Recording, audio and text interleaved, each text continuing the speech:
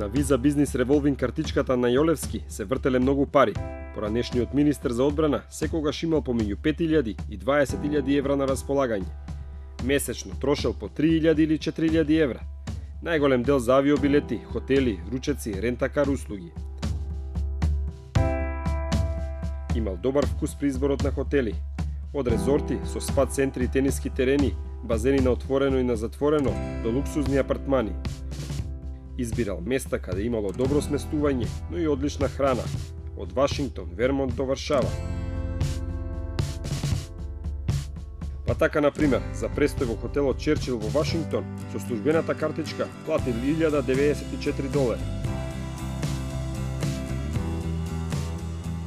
При посетите во странство, секогаш ручал и вечерал во скапи ресторани. Најчесто одбирал познати локали со традиција, каде место не може да најде секој и потребна е резервација. Па така, вечерата во таверна Дел Алабадеро во април 2016 ја платил $290. Менито по се изгледа му се погодило, оти се вратил повторно во ноември истата година, трошејќи $470. Иако при посетите најчесто јадел локални специјалитети, во јануари годинава го фатила носталгија за балканска храна, па во Амбар ресторанот во Вашингтон вечерал за $320. Службената картичка се празнела и при посетата на познати угостителски локали во Македонија. Најчесто вечерал во Воденица Мулино, Балканика Рустикана, Мејана Б, Томчесовка. И тука сметките биле до 300 или 400 евра.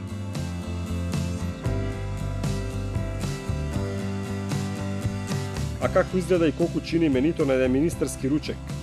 За пиење лозова и тъга за јук, за предјадење адвокатска салата и овчо сирење, за главно јадење телешко и свинско велингтон, за десерт чоколадна торта и овошна салата. Сметката $5.791. На здравие!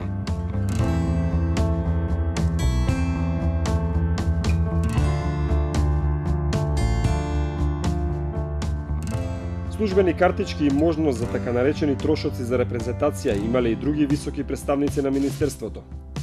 Дел од фактурите се покриени со одлуки, односно се користени за посети на странски делегации. Има и такви, кои не се во мал број, кои се подкрепени само со фискална сметка, па дури и без сметки. Тие прикажувале трошоци од ресторани, но и од сендвичари и локални маркети. Например, поранешниот државен секретар Елизабета Чуповска-Ристова била најчест гостин во кафулето Дежаву, ресторанот Баба Цана, хотел Романтик и други. Со службената картичка таа пазарела и во маркети, па прикажала и сметка од $4.800 од маркетот Тинекс. За кабинетот на државниот секретар купувани се јафа кекси, јогурт, путер, а за кабинетот на заменик министерот вино и кеса за вино. Според информациите на топ тема на ваша страна, за високите функционери со официјална одлука на поранешните министри немало ограничување за трошоците за репрезентација. Тие слободно можеле да ги користат и за обични средби и состаноци.